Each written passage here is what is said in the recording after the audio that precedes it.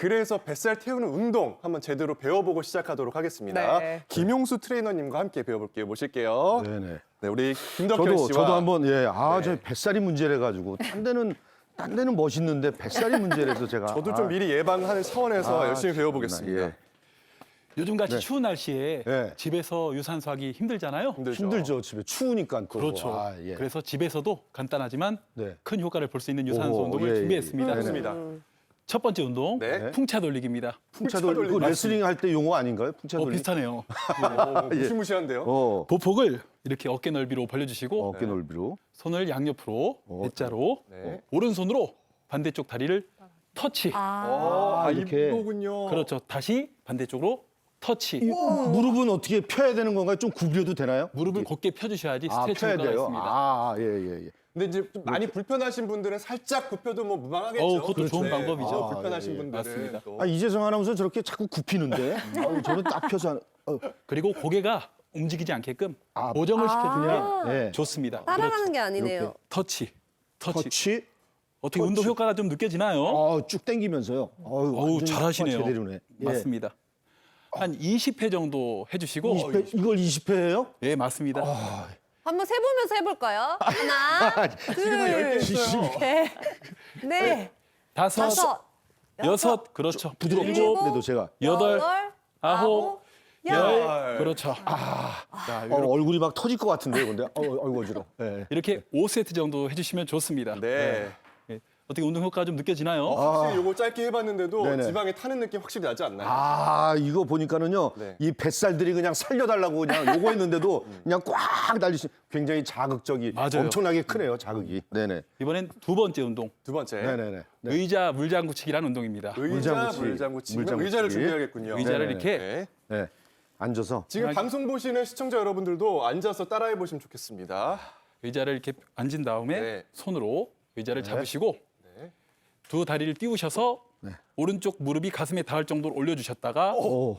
또 올려주셨다가 이거는 그렇죠. 뭐. 와.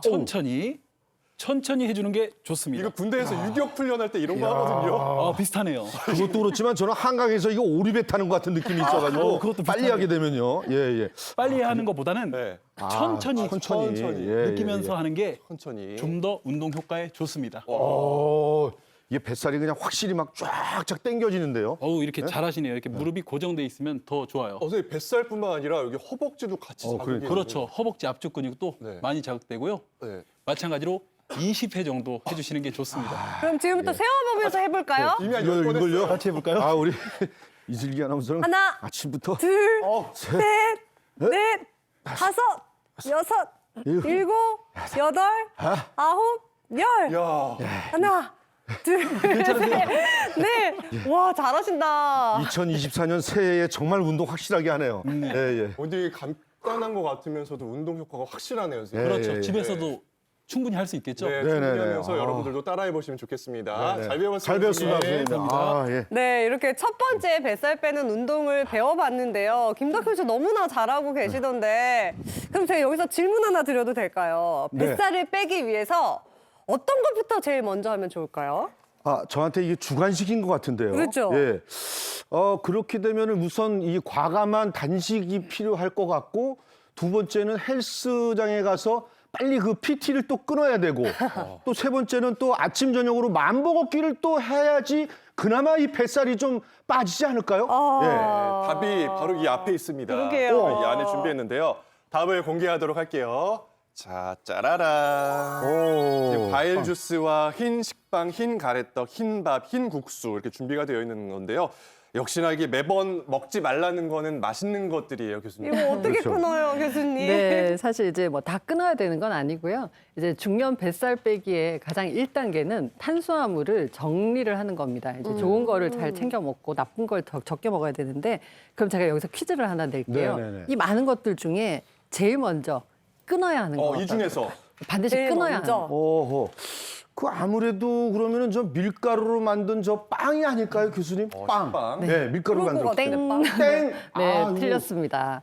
네, 우리가 가장 먼저 제가 끊어야 한다고 말씀을 드렸잖아요. 네. 끊어야 하는 것은 이제 과일 주스를 포함한 음료수 종류입니다. 음료수요? 네, 우리가 오호. 과일 주스 같은 경우 이제 과당이 있어서 사실 빨리 흡수되는 문제도 있긴 한데 이제 문제가 되는 건 이제 일반적인 음료수인데요. 음료수에는 액상과당이 들어 있습니다. 이제 우리가 만든 당인데 액상과당 같은 경우는 우리 몸에 빨리 흡수가 돼서 당을 빨리 높여요. 혈당이 올라가니까 우리 몸에 당을 떨어뜨리기 위한 인슐린이 분비가 되는데 이걸 계속 음료수를 많이 먹다 보면 그런 인슐린 분비가 과자극이 되면서 결국 혈당 조절에 문제가 생기는 그런 문제가 있고요. 우리가 밥 대신 음료수를 마시는 사람은 없죠. 이제 밥을 다 먹고 탄수화물 섭취 다 하고 난 다음에 음료수를 중간에 마십니다. 그렇기 때문에 열량이 섭취가 많아지는 거죠. 우리가 열량이 다 쓰이고 난 다음에 남는 것이 제가 아까 말씀을 드렸는데 지방에 저장이 된다고 말씀을 드렸잖아요. 결국은 중년 이후에 음료수 많이 드시면 내장 지방 많이 쌓이게 되는 그런 문제가 있고요. 또 한 가지 문제는 음료수는 답니다.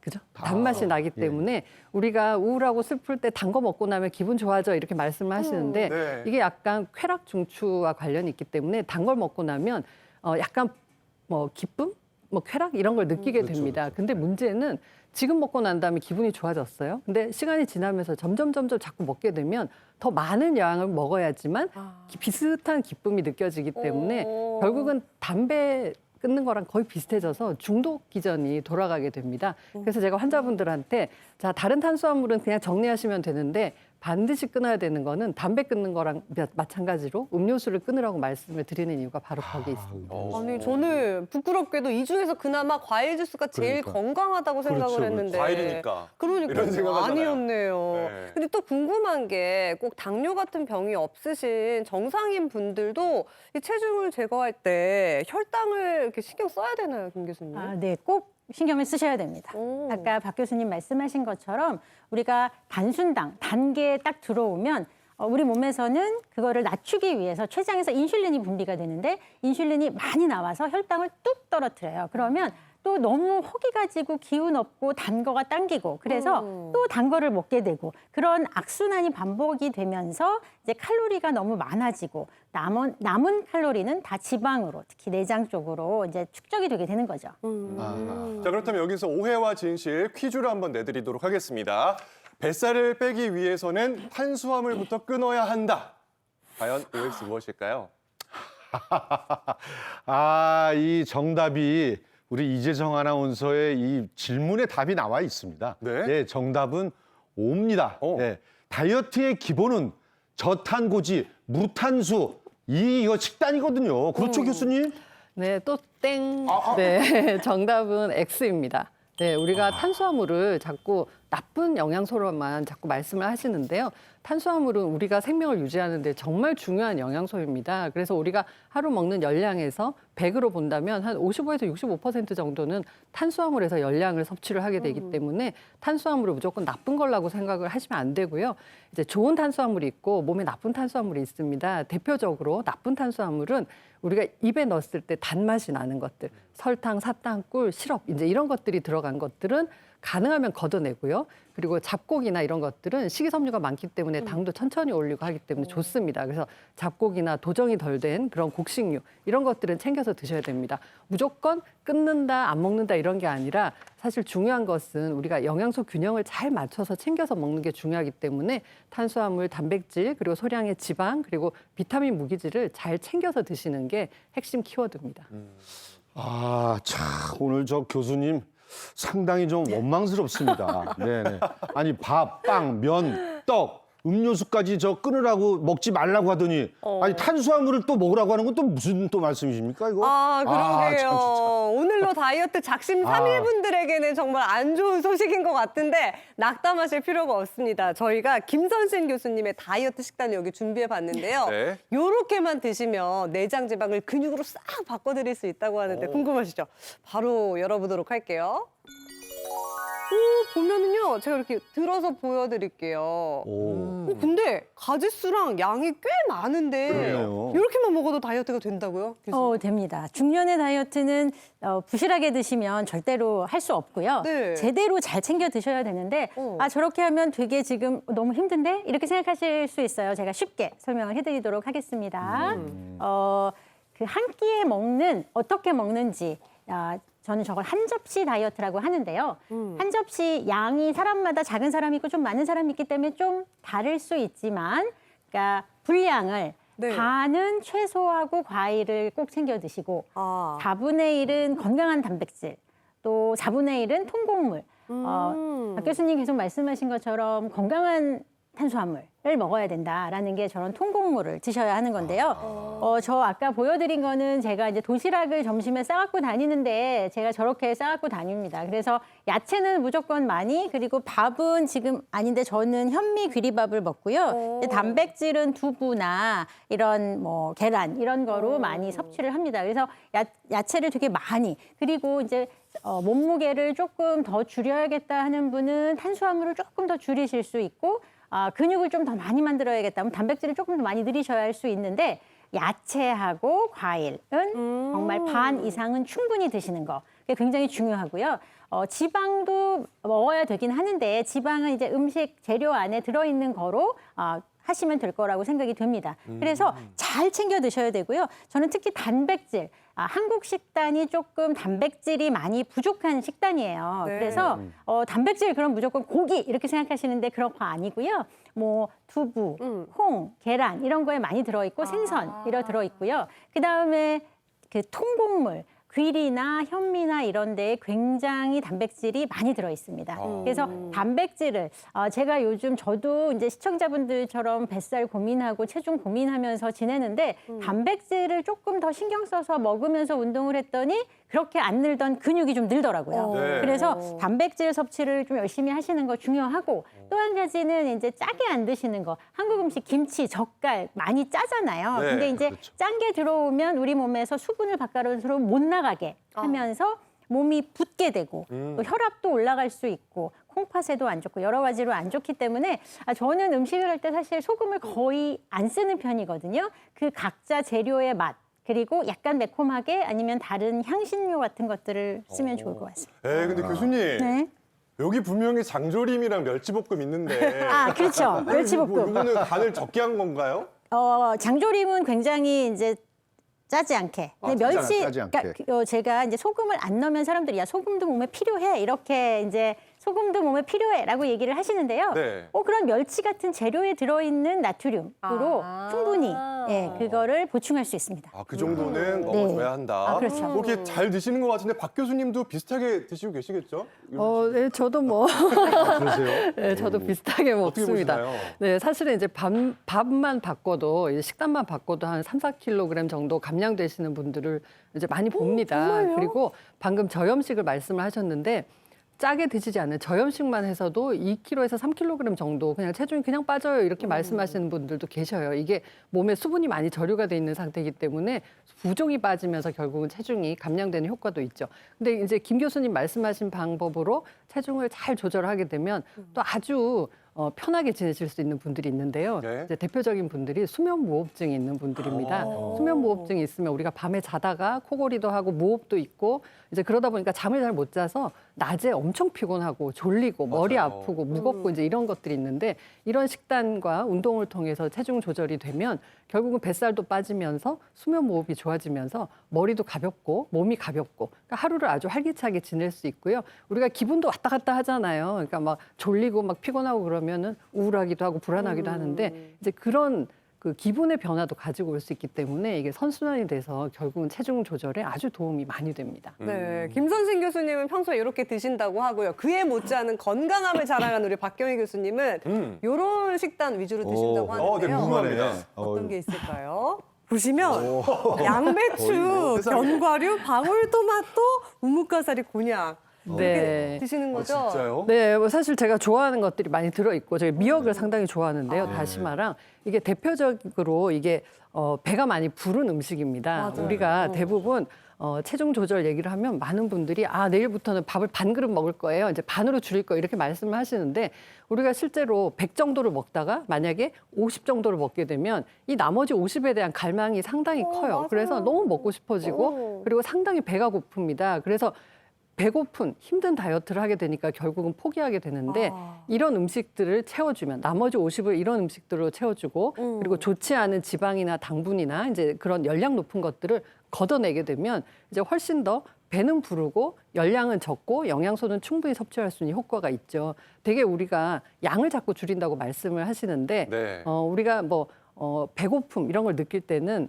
칼로리로 우리가 그렇게 몇 칼로리 줄였더니 훨씬 더 배가 덜 고파 이런 거 아닙니다. 우리가 배고픔을 느끼고 배부름을 느끼는 것은 내가 얼마나 많은 양의 음식을 먹느냐, 이 음식의 부피에 의해서 좌우가 되거든요. 위를 얼마나 많이 채우느냐에 따라 좌우되기 때문에 이런 음식들은 들어가서 식이섬유가 많기 때문에 또 이게 불거든요. 그래서 부피를 많이 차지해서 배부름을 느낄 수 있고, 그리고 우리가 다이어트 하다 보면 뭐 음식 다른 거 줄이고 하다 보면 또 변비도 많이 생기잖아요. 맞아요. 근데 수분도 많고 식이섬유가 많기 때문에 상당히 좋은 음식입니다. 저 완전 지금 설득돼가지고 당장 마트에 가서 이거 다 사려고요. 근데 우리 김선신 교수님 식단을 보면서 맛있겠다 이런 생각했거든요. 근데 네. 박경희 교수님 즐겨 드시는 그렇죠. 걸 보면서 이거 거의 뭐 초식 동물 아닌가? 이것도 맛있어. 근데 얼마나 정말 맛있게요. 그래요? 그럼요. 이렇게 챙겨 먹어야 하는군요. 좋습니다. 그렇다면 이런 식단을 어떻게 먹어야 하는지 저희가 하나하나 설명해 드리겠습니다. 네. 이렇게 드셔야 됩니다. 열량을 아침, 점심, 저녁 순으로 점차 줄여야 하고요. 네. 꼭꼭 씹어서 씹어서. 오래 먹어야 한다고요, 박 교수님. 네, 우리가 이제 하루 중에 사실 비슷하게 세 끼를 먹으면 가장 좋죠. 근데 만약에 세 끼 중에 어디에 방점을 찍는 게 좋으냐 이제 물어보시면 저는 뭐 주저하지 않고 아침을 말씀을 드립니다. 아침 식사라는 거는 우리가 먼 길 갈 때 차에다가 기름 넣잖아요. 그런 것처럼 하루를 움직이는 데 필요한 에너지를 주는 겁니다. 그리고 아침을 충분히 먹으면 점심이나 저녁에 별로 그렇게 허기가 지지 않아서 그렇게 많이 먹지 않습니다. 근데 아침을 안 먹고 점점 뒤로 갈수록 먹게 되면 계속 뭔가 안 먹은 것 같은 느낌 때문에 뒤로 갈수록 점점 뭔가 많이 먹어야지만 내가 보상이 되는 것 같은 느낌도 들어서 상당히 안 좋고, 또 가장 문제는 뒤로 갈수록 많이 먹게 되면 우리가 밤에 나가서 돌아다니시는 분들 잘 없잖아요. 결국은 쓰이지 않는 에너지가 결국은 몸에 많이 들어가는 것이기 때문에 가능하면은 아침, 점심, 저녁 순서대로 이렇게 해서 좀 줄여서 드시면 가장 좋겠고요. 꼭꼭 씹어서 먹는 것은 우리가 허겁지겁 먹다 보면 포만감을 느낄 시간도 없이 많이 먹게 돼요. 근데 꼭꼭 씹어 먹게 되면 소화 효소도 잘 나오고 이제 배가 부르구나 하는 걸 느낄 수가 있기 때문에 훨씬 좋습니다. 그래서 핸드폰 타이머, 휴대폰에 타이머 맞춰놓고 이제 몇 번 씹어야지 이런 식으로 해주시면 훨씬 더 좋습니다. 네, 보통 점점 크게 먹잖아요, 저녁까지. 근데 점점 작게로 바꾸시면 좋을 것 같고요. 다음 방법 알려드리도록 하겠습니다. 정해진 시간에 시간 제한식으로 먹어요 하는데 시간 제한식이 뭔가요, 교수님? 네, 요새 최근에 이제 많은 연구에서 시간 제한 다이어트라는 얘기를 많이 하죠. 그래서 뭐 그게 간헐적 단식이나 이런 것도 포함되는데 사실은 간헐적으로 단식하는 게 좀 쉽지가 않아요. 특히 중년 이후에는, 그리고 당뇨병이 있거나 이런 분들은 뭐 한 끼 이렇게 거르고 하는 거 좀 쉽지 않은데, 이 시간을 제한해서 먹는 방법 중에 가장 쉬운 방법은 하루에 한 10시간에서 12시간 정도는 공복 상태를 유지를 하는 겁니다. 근데 그걸 낮에 하지 않고요. 밤에 자는 동안 하시면 되죠. 그래서 만약에 아침 7시에 아침을 먹었다. 그러면 저녁은 한 5시나 6시 정도까지 먹고 끝내는 겁니다. 그래서 그 시간 안에만 음식을 먹는 거고, 나머지 시간에는 그냥 야식 안 먹고 그리고 밤에는 자는 거죠. 네, 그렇게 되면은 가장 간단한 시간 제한 다이어트를 할 수 있고요.